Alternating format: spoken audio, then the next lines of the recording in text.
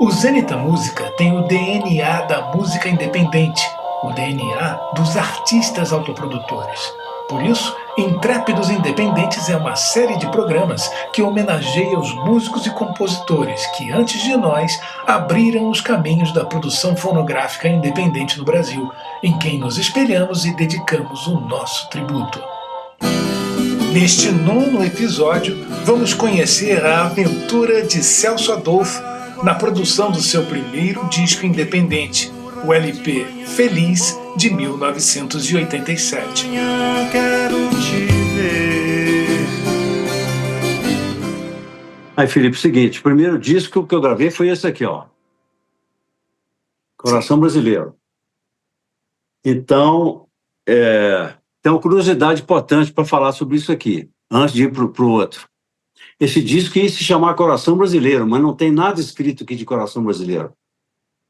Porque, na época, a Elba Ramalho estava lá na Ariola, e eu também estava lá, e o Mazola, o produtor da Elba Ramalho, e de muitos outros da época, do Chico Buarque, Milton Nascimento, MPB4, todo mundo naquela ocasião, ele me convenceu de que eu devia ceder o nome do meu disco, Coração Brasileiro, para Elba Ramalho, e que ela ia gravar essa minha música. E o Milton Nascimento já tinha gravado, em 1982. E que, além do mais, ia ser muito bom e tal, e ainda ia rolar um direito autoral, não sei o que e tal. Eu fui naquela conversa e aconteceu que a Elba Ramalho gravou uma vinheta só. No meu coração brasileiro, plantei um terreiro, abri um caminho. Eu fui guerrear. Acabou. Isso durava 4 segundos, 5 segundos, um rabichozinho final do LP dela. Cara, quando eu vi aquilo, eu tomei um susto muito grande, que eu pensei que ela ia gravar a música inteira. Quando ela veio tocar em Belo Horizonte, aqui no ginásio do Mineirinho, que é equivalente ao Maracanãzinho, 25 mil pessoas, eu procurei a Elba e tal, fui com ela no carro, e no carro eu contei essa história para ela. E eu não entendi, assim, por que eles tinham feito aquilo, cara. E eu fui falando aquilo numa inocência terrível, velho.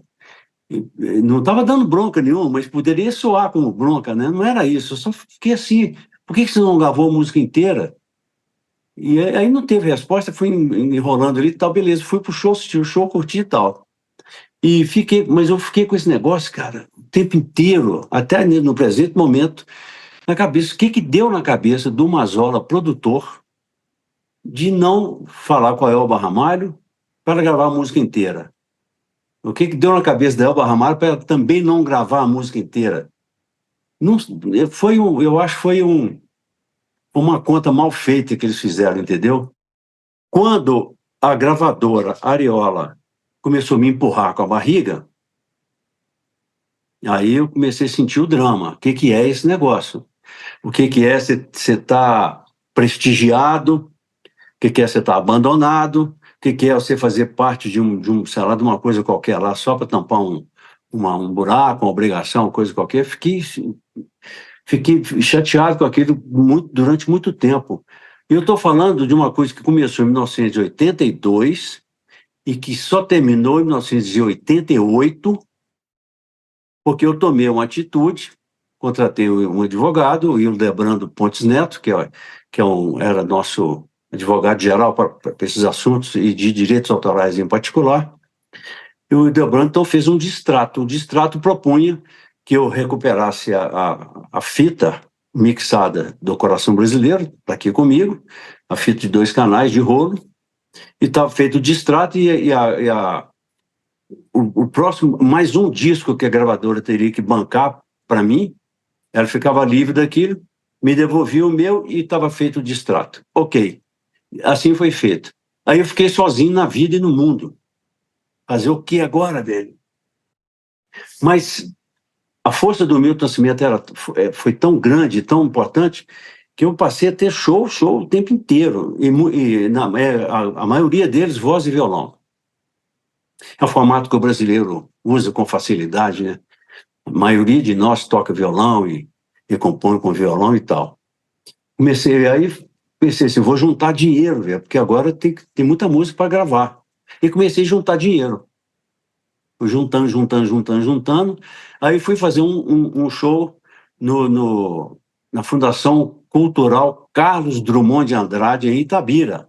Fui tocar lá, em 1987, mais ou menos assim. Quando eu estou tocando lá, terminou o show, pediram bis, não sei o quê, e eu não tinha pensado em bis, cara. Eu tinha cantado o melhor do repertório até o fim. Eu não tinha o macete do falso final, né? Não fiz aquilo.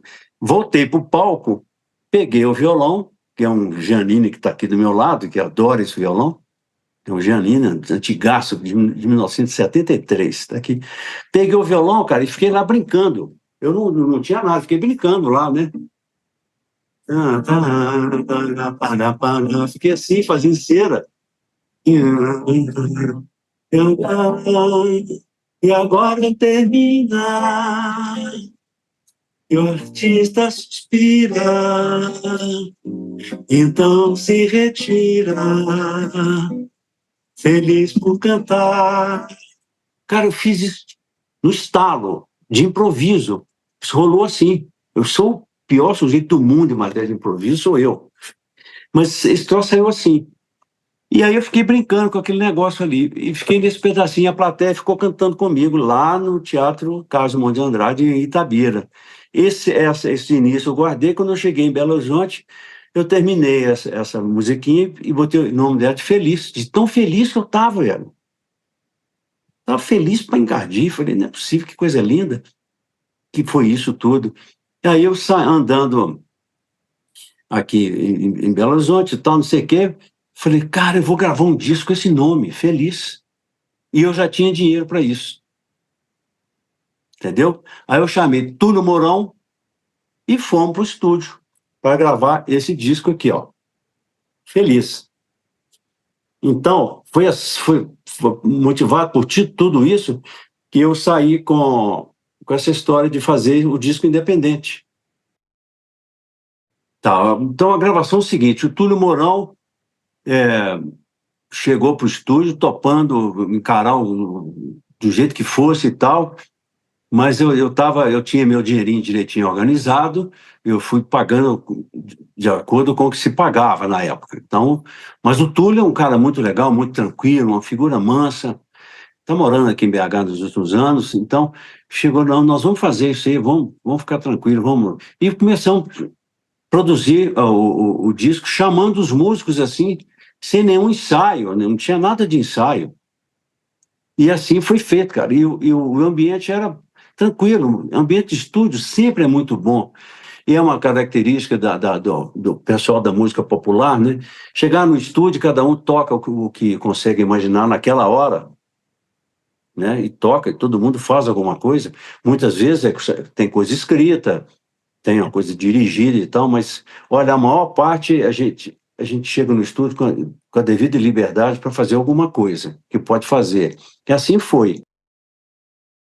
A gente estava lá no período da hiperinflação, com Zé Sarney no governo. Uhum. O dinheiro desaparecia rápido. Só que também acontecia a proteção do nosso dinheiro com dólar, né? Todo mundo fazia as coisas e recebia com dólar, e guardava o dólar. Aí você trocava o dólar e pagava na mesma hora. Quando chegou a hora de eu pagar o Disseu, cara, nós ficamos ali amigos e tudo. Quando eu estou lá nessa hiperinflação gravando esse disco, o dinheiro não dava, o dinheiro sumiu, o dinheiro acabava, o dinheiro não rendia nada. O Disseu, no final das contas, velho, ele quase que assim, tipo, assumiu um prejuízo por conta da hiperinflação. Num Zé Dom, se eu tivesse que pagar ele 20 mil, eu paguei 10 mil. Enquanto eu estava gravando, eu tinha meu dinheirinho em dólar, mas chegou num ponto que o negócio começou a apertar. Que aperta. Aperta. Você para de fazer show enquanto você está gravando, começou a apertar. E não é que o Disseu, cara, abriu mão de boa parte de tudo que ele gastou ali, do tempo que ele investiu ali com a gente e tudo. Cara, não tem jeito de esquecer isso da parte do Disseu, entendeu? E eu tenho certeza que ele fez isso com mais gente dentro do estúdio. que todos nós, eu fiquei na mão, né, sem a gravadora. E os outros tantos que estavam por ali também pelejando, sei lá como, e ele sentia esse drama de todo mundo, entendeu? Uhum. E então eu devo essa para o Odisseu. Consegui chegar no final com essa ajuda de ter gastado, sei lá, metade no máximo com coisa de estúdio. E aí fui para frente, enfim. Fui fazer a capa, fazer as outras coisas e tal, e fui para frente. Distribuição e divulgação sempre foi o grande nó daquela época, né? Daquele padrão antigo de gravadores, aquela dominação total que eles tinham sobre todos os meios, né? Da produção até tocar no rádio. Uhum. Tinha um domínio total de tudo isso. Não me restava nada a não ser fazer uma tiragem. Cara, eu não lembro qual foi a tiragem que foi feita desse disco. Vamos botar que eu tenha feito uns 5.000 LPs, não de uma vez só, né? Foi por aí. Fazia tiragem e eu mesmo saía com os contatos que eu já tinha e tudo mais, eu mesmo negociava direto. Então aqui, ó, vou mostrar um selo aqui, ó. Você está falando de negociava com o lojista? Com lojista. Eu mesmo. Eu vou botar aqui assim, ó. Isso é importante, tá vendo aqui? Cotec. Tá dando para ler aí? Dá. Cotec. Cooperativa Técnica da UFMG. Que eu toquei tanto na UFMG, e na Católica também, na PUC, toquei tanto, tinha amizade com todo mundo. Eu ia lá na Cotec, conversava lá com o meu amigo Malaguti, conversava lá com o Luiz, com todo mundo, e eu mesmo levava lá uma caixa de disco, 2 caixas, 3 caixas de LPs, cada caixa cabia 25, deixava lá, vendia e recebia tranquilamente de todo mundo. Então, essa distribuição foi feita assim, dessa maneira, e tinha, por acaso, se eu deixasse lá 500 discos, ou deixasse com alguém mais não sei quantos discos, essas pessoas também continuavam passando eles para frente. Então, Corrente, né? Era uma corrente que estava dando suporte. Era uma corrente. O famoso, o independente daquele tempo funcionava assim, né? E era um troço que ia você se tornar independente dessa estrutura, era uma ficção, né? Não tinha independência nenhuma. Mas a gente fazia e sobrevivia. Então a gente ficou fazendo essas coisas sobrevivendo, né? A verdade é essa, foi sobrevivendo. Em Minas Gerais, sim. Não é só em Minas Gerais, não, sabia?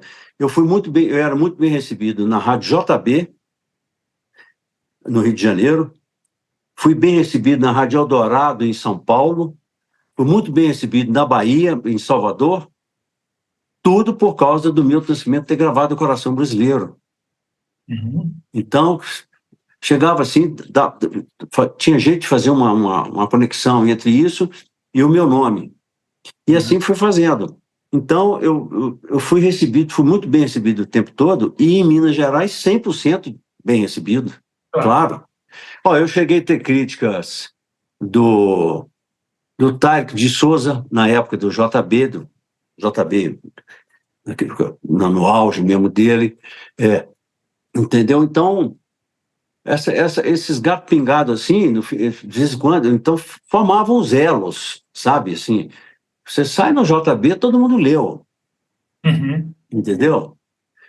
Tinha Maurício Cubruzzi, mais para frente um pouquinho, entendeu? Então eu conseguia fazer essas coisas todas a partir de Belo Horizonte. Posso falar? Então, depois do Feliz, eu fui fazendo as outras coisas, tudo por minha conta. Depois eu fiz o primeiro CD independente, chamava-se Anjo Torto, referência direta ao poema do Carlos Drummond de Andrade. Poema das 7 Faces. Depois daí, bem, eu fui tocando bonde, sempre fazendo por minha conta. Fazendo show, ganhando dinheiro.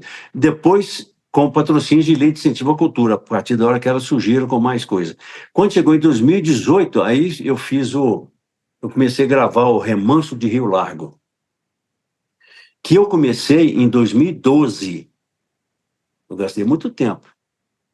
E só fui lançar ele em abril de 2019. Então, são músicas todas inspiradas no Sagarana, do Guimarães Rosa. Essa linguagem do Guimarães Rosa, com aquelas coisas todas dele, nunca me assustaram, não. Eu tinha intimidade com aquilo.